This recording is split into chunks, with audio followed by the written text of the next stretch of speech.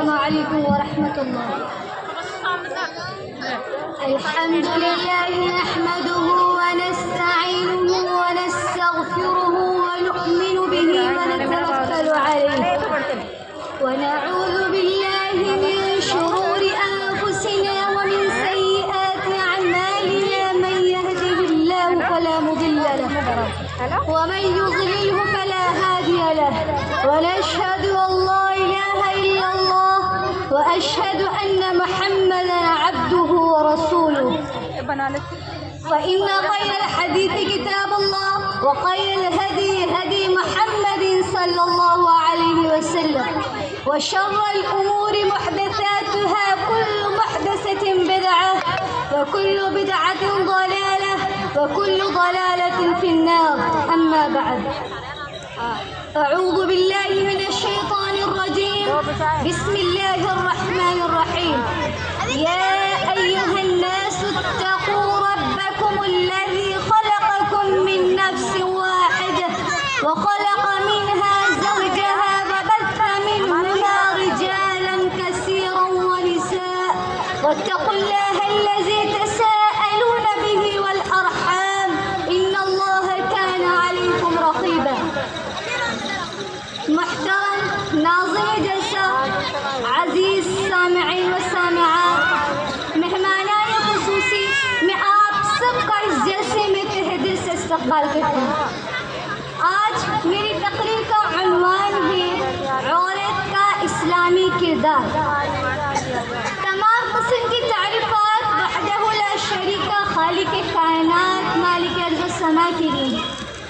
لاکھوں کروڑوں درود السلام ہو اس ہستی اقدس پر جن کا نام گرامی محمد اکرم صلی اللہ علیہ وسلم. وہ ذات مقدسہ مبارکہ مطہرہ کہ رب العالمین نے جنہیں رحمت کائنات بنا کر بھیجا، جن کے ذریعے سے اہل کائنات کی ہدایت کا بندوبست ہوا. وجود زن سے ہے ہر تصویر کائنات میں رنگ، وجود زن سے ہے تصویر کائنات میں رنگ، اسی کے ساز سے ہے زندگی کا سوز دل. سامعات بز، میں سب سے پہلے آپ سب کو یہ بات بتانا چاہتی ہوں کہ اللہ رب العالمین نے اس کائنات میں مرد اور عورت کو ایک خاص مقصد کے لیے پیدا کیا ہے. وہ مقصد یہ ہے اس کائنات میں رب ذوالجلال کی وحدانیت کا اعلان ہو جائے.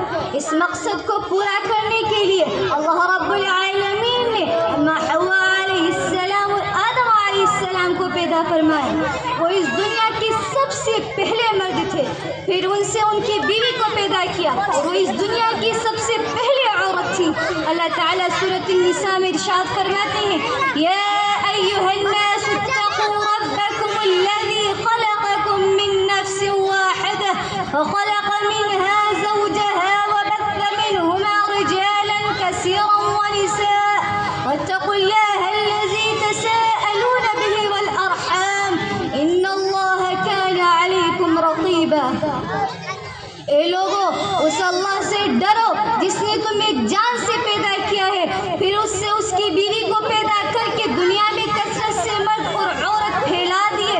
اس ایک اللہ سے ڈرو جس کے نام پر تم ایک دوسرے سے مانگتے ہو. رشتہ ناتا توڑنے سے بچو، بے شک اللہ تم پر نگہباں ہے. سامعات بزم، آسمان کے نیچے زمین کے اوپر جتنی بھی کائنات ہے یہ ساری کی ساری انسان کے لیے بنائی گئی ہے. انسان کی خدمت کے لیے اللہ رب العالمین نے زمین میں بہت ساری چیزوں کو پیدا فرمایا. اس بات کا تذکرہ اللہ رب العالمین سورہ بقرہ آیت نمبر 28 میں کرتے ہیں خلق لکم ما فی الارض جمیعا، کہ تمہارے لیے پیدا کیا گیا ہے جو کچھ زمین میں ہے. سامعات بزم، زمین کے اندر بے شمار خزانے ہیں جو انسان کے لیے بنائے گئے ہیں. انسان اس سے فائدہ اٹھاتا ہے. بے شمار جانور جس میں کچھ انسان کی غذا ہے اور کچھ انسان کی سواری کے کام آتے ہیں. بے شمار خوبصورت پرندے جو اپنے چہچہاتی زبان کے ساتھ اور طرح طرح کے نغموں کے ساتھ انسانوں کا دل بہلاتے ہیں. اللہ تعالیٰ ارشاد فرماتے ہیں سخر لکم ما فی الارض جمیعا.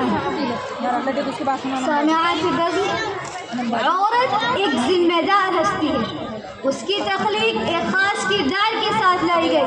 وہ کردار آج ہم جان لیں تاکہ ہمارا ہر قدم صحیح منزل کی طرف اٹھتا رہے. ورنہ اگر زندگی بیت گئی، زندگی کے کردار کی طرف ہماری رہنمائی نہ ہو سکی تو آخرت میں بہت بڑی حسرت سے دوچار ہوں گے. سامعات بزم، آج ہم جس ماحول میں رہ رہے ہیں یہاں پر ہر عورت اپنا کچھ نہ کچھ کردار رکھتی ہے، لیکن بحیثیت مسلمان ہم عورت کو یہ دیکھنا چاہیے کہ ہمارا اسلامی کردار کیسا ہونا چاہیے تاکہ ہم عمل کرنے میں اللہ کو راضی کر سکیں اور اس مقصد کو کامیاب کرنے میں محنت کر سکیں. سامعات بزم، ہر مذہب کی تاریخ گواہ ہے کہ اس دنیا میں عورت کو پہلے کوئی مقام و مرتبہ حاصل نہ تھا. اس کے وجود کو شرم گناہ کا وجود خیال کیا جاتا تھا. بیٹی کی پیدائش کو اپنے لیے معیوب سمجھا جاتا تھا. ایسے دور میں جب کہ عورت کو مظلوم سمجھا جا رہا تھا تو اللہ تعالیٰ نے حضور صلی اللہ علیہ وسلم کو اسلام کی رحمت دے کر بھیجا. اور حضور صلی اللہ علیہ وسلم کی تشریف آوری عورت کے حق میں فرشتہ بن کر ثابت ہوئی.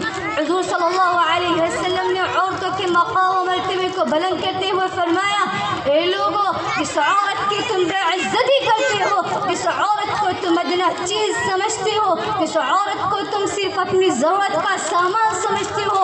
یاد رکھو یہ عورت ایک ماں بھی ہے، وہی عورت جس کے قدموں کے نیچے جنت ہے. اے لوگو، بیٹی کی پیدائش کو اپنے لیے معیوب سمجھنے والوں، بیٹی کی پیدائش پر اپنے چہرے کو چھپا لینے والوں، یاد رکھو یہ وہی بیٹی ہے. اگر تم اس کی خدمت کرو گے، اگر تم اس کی تعلیم و تربیت پر توجہ دو گے، اگر تم اس کا نکاح کرا دو گے تو تم پر جنت واجب ہو گئی. اے لوگوں، بیوہ عورتیں سن کا حق چھیننے والوں، سن لو محسن انسانیت نے اعلان کر دیا ہے کہ جو بیوہ عورتوں کی خبر گیری کرے گا، جو بیوہ عورتوں کی مدد کرے گا، جو بیوہ عورتوں کا نکاح کرائے گا، مجاہد فی سبیل اللہ سے بڑھ کر ہے. سامعات بزم، یقیناً یہ مقام اسلام نے عورت کو دیا ہے جو کسی مذہب میں نہیں ملا. سامعات بزم، اسلام ہی وہ واحد مذہب ہے جس نے عورت کے مقام و مرتبے کو بلند کیا. دیگر معاشروں کے بنسبت اسلامی معاشرے میں عورت کو زیادہ تحفظ دیا گیا، لیکن آج ہماری بہنوں میں اعتراض ہے کہ اسلام میں ان کو کوئی مقام و مرتبہ حاصل نہیں. حالانکہ بات اس کے برخلاف ہے. اسلام نے عورت کو کیا پوزیشن دی آپ اندازہ لگائیے. نبی کریم صلی اللہ علیہ وسلم نے ارشاد فرمایا کہ دنیا ایک متاع ہے اور اس کی سب سے بہترین متاع نیک عورت ہے. سامعات بزم، اسلام ہی واحد مذہب ہے جس نے عورت کے مقام و مرتبے کو بلند کیا. کہ ہم خواتین اس بات کو نہیں جانتے ہیں کہ اسلام نے عورت کو حق مہر دے رکھا ہے، حق وراثت دے رکھا ہے، حق نانفقہ دے رکھا ہے، حق اظہار رائے دے رکھا ہے، حق حسن سلوک دے رکھا ہے. سامعات بزم، میں اور آپ اچھی طرح جانتے ہیں اس دنیا میں چاہے مرد ہو چاہے عورت ہو، اس کے چار کردار ہوتے ہیں. مرد کبھی والد ہوتا ہے، کبھی بھائی ہوتا ہے، کبھی بیٹا اور کبھی شوہر. اسی طرح عورت کبھی ماں ہوتی ہے، کبھی بہن، کبھی بیٹی اور کبھی بیوی. اور اگر عورت ماں کے کردار میں ہو تو اسلام ہم کو ان کے ساتھ حسن سلوک کی ترغیب دیتا ہے.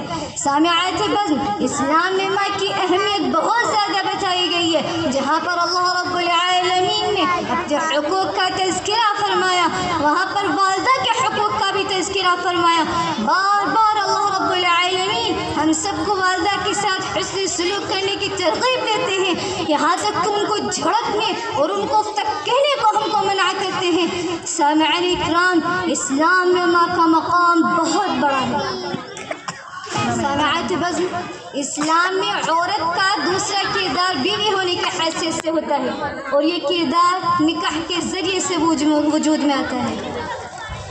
معزز ماں اور بہنوں، شوہر کی ناشکری کرنا حرام ہے، گناہ کبیرہ ہے. نبی کریم صلی اللہ علیہ وسلم نے ارشاد فرمایا کہ اللہ تعالیٰ اس عورت کی طرف نظر بھی نہیں ڈالیں گے جو اپنے شوہر کی ناشکری کرے.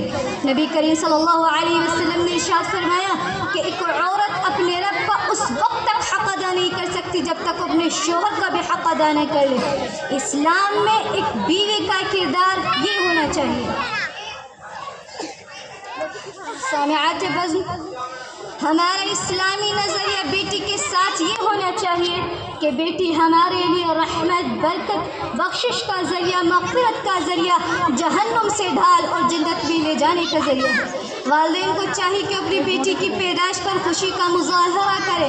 مسلمان ماں باپ کو یہ بات زیب نہیں دیتی کہ اپنی بیٹی کی پیدائش پر ناراضی کا مظاہرہ کرے۔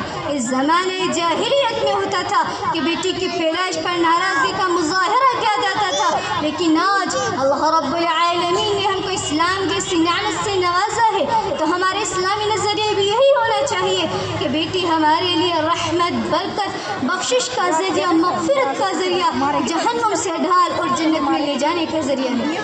نبی کریم صلی اللہ علیہ وسلم نے ارشاد فرمایا کہ جس کسی کو اللہ رب العالمین 3 بیٹیاں عطا کرے اور ان کے ساتھ حسن سلوک کرنے میں اللہ سے ڈرتا رہے، تو ان والدین کا بدلہ اللہ تعالیٰ کے یہاں جنت کے سوا اور کچھ نہیں۔ مسلمان والدین کو چاہیے کہ وہ بیٹی کو اللہ تعالیٰ کا انعام سمجھے، خوشی کے الفاظ کے ساتھ اس کا استقبال کریں، ایک دوسرے کو مبارکباد دیں، بیٹی کو اللہ رب العالمین کا تحفہ سمجھے۔ نبی کریم صلی اللہ علیہ وسلم نے ارشاد فرمایا کہ جس کسی کو اللہ رب العالمین 3 بیٹیاں عطا کرے، یا 2 بیٹی عطا کرے یا 1 بیٹی عطا کرے، اور ان کے ساتھ حسن سلوک کرنے میں اللہ سے ڈرتا رہے اور ان کی تعلیم و تربیت پر توجہ دے اور بیٹوں پر ان کو ترجیح نہیں دیتے، تو یہ بیٹیاں ان کے لیے جہنم سے ڈھال بن جائیں گی۔ سامعات بزم، نبی کریم صلی اللہ علیہ وسلم اس بیٹی کی اہمیت بتاتے ہوئے اپنے آخری لمحات میں حضرت فاطمہ الزہرا رضی اللہ تعالی عنہ کو قریب کیا اور فرمایا کہ بیٹی تو جنت کے خواتین کی سردار ہوگی۔ معزز ماں اور بہنوں، اگر آپ چاہتے ہیں کہ آپ کو حضرت فاطمہ الزہرا رضی اللہ تعالی عنہ کے جیسی سرداریاں عطا ہو تو آپ کو ان کے کردار کو اپنانا ہوگا۔ سامعین اکرام، اسلام میں عورت کا دوسرا چوتھا کردار بہن ہونے کی حیثیت سے ہوتا ہے، اور بہن کا نہایت ہی مقدس اور قابل احترام رشتہ ہے۔ نبی کریم صلی اللہ علیہ وسلم نے ارشاد فرمایا کہ جس کسی کو اللہ رب العالمین 3 بہنیں عطا کرے یا 2 بہنیں عطا کرے یا 1 بہن عطا کرے اور وہ ان کے ساتھ حسن سلوک کرے، ان کی کفالت کا بوجھ اٹھائے، تو ان بہنوں کا بدلہ اللہ تعالیٰ کے یہاں جنت کے سوا اور کچھ نہیں۔ سامعین اکرام، اسلام نے مردوں اور عورتوں دونوں کو تعلیم میں بھی برابر حق دیا ہے۔ اس سے ہم کو یہ بات معلوم ہوتی ہے کہ اسلام نے عورت کے کردار کو اہمیت دیتے ہوئے اسے تعلیم میں بھی برابر حق دیا ہے کہ جتنا مرد کو علم حاصل کرنے کا حکم دیا گیا اتنا ہی عورت کو بھی علم حاصل کرنے کا حکم دیا گیا۔ نبی کریم صلی اللہ تعالیٰ نے ارشاد فرمایا، اقرأ باسم ربک الذی خلق، پڑھو اپنے رب کے نام سے جس نے تمہیں پیدا کیا۔ تو یہ آیت مردوں اور عورتوں دونوں کے لیے ہے۔ اس آیت میں یہ نہیں کہا جا رہا ہے کہ مردوں تمہیں صرف علم حاصل کرو، بلکہ یہ آیت مردوں اور عورتوں دونوں کے لیے ہے کہ جتنا مرد کو علم حاصل کرنے کا حکم دیا گیا اتنا ہی عورت کو علم حاصل کرنے کا حکم دیا گیا۔ نبی کریم صلی اللہ علیہ وسلم نے ارشاد فرمایا کہ علم حاصل کرنا ہر مسلمان مرد اور عورت پر فرض ہے۔ جب یہ بات صحابیات نے سنی تو انہوں نے نبی کریم صلی اللہ علیہ وسلم سے اتنا علم حاصل کیا، اتنا علم حاصل کیا کہ ان کی وجہ سے کئی اسکالرس وجود میں آئے۔ حضرت عائشہ رضی اللہ تعالی عنہا نے نبی کریم صلی اللہ علیہ وسلم سے اتنا علم حاصل کیا، اتنا علم حاصل کیا کہ ان کی وجہ سے 88 اسکالرس وجود میں آئے۔ حضرت عروہ صحابی کہتے ہیں کہ میں نے تفسیر القرآن میں، حلال الحرام کی تفسیر میں، ادب اور شاعری میں حضرت عائشہ رضی اللہ تعالی عنہا کی جیسی عالمہ ہسٹری میں نہیں دیکھی۔ جب صحابہ رضی اللہ تعالی عنہم اجمعین کو کوئی مسئلہ درپیش ہوتا تو وہ ادب سے حضرت عائشہ سے پوچھتے کہ اماں جان اس مسئلے کا حل تو بتائیے، تو وہ بتایا کرتی تھی۔ معزز ماں اور بہنوں، آج ہماری بہنوں کو یہ اعتراض ہے کہ اسلام نے انہیں برقع پہنا کر قید کر دیا ہے کہ مسلمان عورتوں کو یہ جاننا چاہیے کہ مسلمان عورتوں کے لیے پردہ قید نہیں ہے، آزادی کے نام پر، فیشن کے نام پر رکاوٹ نہیں بلکہ وہ تو ایک نعمت تھے، اور اس نعمت پر عورت کو اللہ کا شکر گزار ہونا چاہیے۔ پہلے یہ دنیا جس عورت کو اپنی تسکین کا ذریعہ سمجھتی تھی، آج وہی دنیا اس کو بزنس کو آگے بڑھانے کے لیے استعمال کر رہی ہے۔ دنیا کے اندر آپ دیکھ لیجئے، بڑے سے بڑا بزنس، چھوٹے سے چھوٹا بزنس ایسا نہیں ہے جس کے اندر عورت استعمال نہ ہوتی ہو۔ ٹی وی انٹرنیٹ پر کوئی ایسا ایڈ نہیں جس کے اندر عورت استعمال نہ ہوتی ہو۔ یہ دنیا آزادی کے نام پر، ترقی کے نام پر معصوم بہنوں کے ذہنوں پر نفسیاتی وار کر رہی ہے، ان کے ذہنوں کو تبدیل کر رہی ہے۔ یہ دنیا آزادی کے نام پر، ترقی کے نام پر ان سے ان کا محافظ پردہ چھین رہی ہے، انہیں گلیوں میں لا کر، میدانوں میں لا کر، نمائش میں لا کھڑا کر رہی ہے۔ یہ دنیا عورت کو صرف مطلب کے لیے استعمال کر رہی ہے، بزنس کو آگے بڑھانے کے لیے استعمال کر رہی ہے۔ اللہ تعالیٰ نے عورتوں کو حکم دیا وَقَرْنَ فِي بُيُوتِكُنَّ کہ عورتیں اپنے گھروں میں ٹکی رہیں، لیکن جتنا عورت کو گھر کے اندر رہنے کا حکم دیا گیا اتنا اسے گھر کے باہر لا کھڑا کر دیا گیا۔ نبی کریم صلی اللہ علیہ وسلم نے ارشاد فرمایا کہ عورت کا اصل گھر، اصل ٹھکانہ اس کا گھر ہے، لیکن جتنا اسے گھر کے اندر رہنے کا حکم دیا گیا اتنا ہی اسے گھر کے باہر لا کھڑا کر دیا گیا۔ ایک مرتبہ حضور صلی اللہ علیہ وسلم نے حضرت فاطمہ الزہرا رضی اللہ تعالی عنہ سے پوچھا کہ بہترین عورت کون ہے؟ تو انہوں نے فرمایا کہ بہترین عورت وہ ہے کہ کسی اجنبی مرد کی نظر اس پر نہ پڑ سکے اور کوئی اجنبی مرد اس کو نہ دیکھ سکے۔ معزز ماں اور بہنوں، اللہ تعالیٰ نے ہمارے لیے پردے کا حکم خاص طور پر خاص طور پر کیا ہے۔ اب پردہ ہمارے لیے جائز نہیں کہ جو بہنیں پردہ کرنا چاہتی ہوں کرے، بلکہ اللہ تعالیٰ کا تاکید طور پر حکم ہے۔ اب جو بہنیں پردہ نہیں کرتی انہیں جان لینا چاہیے کہ اللہ تعالیٰ کا ہمارے لیے پردے کا خاص طور پر حکم ہے۔ معزز سامعات، میں نے جو آپ کے سامنے عورت کا کردار بیان کیا ہے، خدا ہے کہ اللہ تعالی ہم سب کو اس پر عمل کرنے کی توفیق عطا فرمائے۔ وآخر دعوانا ان الحمد للہ رب العالمین۔ السلام علیکم۔